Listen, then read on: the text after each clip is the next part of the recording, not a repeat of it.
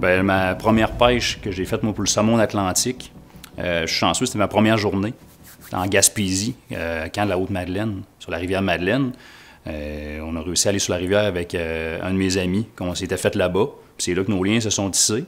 Mais ça aurait pu mal finir parce que la première journée, on commence à pêcher. Lui, il s'en va sur le spot, il commence à pêcher. Moi, je suis au bord de la rivière. Pour le narguer un peu, je vais lancer pratiquement à la même place que lui. Sa mouche, il s'en souvient comme si c'était hier. Il voit sa mouche qui passe, il voit la mienne qui se dépose derrière, qui passe 2 pieds et demi maximum en arrière. Puis là, le grand saumon monte sur ma mouche, puis boum, le combat commence. Fait qu'il est dans l'euphorie, moi, d'avoir ma première grosse prise dans mes premiers débuts-là, de commencer mon combat avec ce poisson-là. Je ne sais pas exactement c'est quelle grosseur, c'était un grand saumon, c'était un grill ou quoi. Et finalement, après un petit bout de combat, il s'est enroulé autour d'une roche.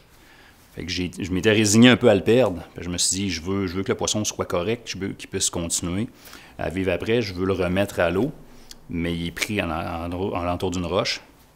Donc, j'espérais que ça puisse s'améliorer dans la situation. J'ai eu quelques conseils, on m'a dit de donner de la ligne. J'ai réussi à reprendre contact avec le poisson, le combat a continué. Il s'est approché, s'est éloigné, s'est approché, s'est éloigné. On essayait de le netter, c'était quand même difficile.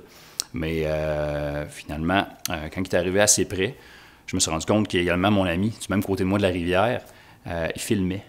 Puis j'ai réalisé en regardant ce film-là que j'ai parlé longtemps au saumon. Parce que quand il s'est approché, j'ai su que c'était un grand saumon.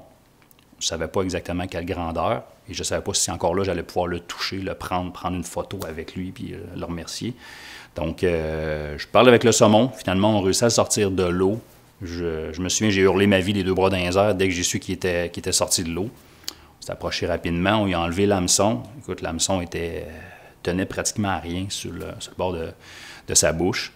Je me souviens de l'avoir pris dans mes mains, puis là, d'avoir réalisé la proportion, la grandeur du grand saumon.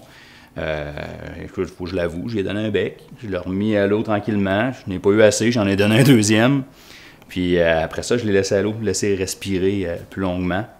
Puis je me souviens quand il a sorti de mes mains, puis qu'il a donné un coup pour redécoller dans la rivière, là, je me souviens de cette sensation-là à vie, parce que c'était fantastique de pouvoir vivre ça, surtout à ma première journée de pêche au grand saumon.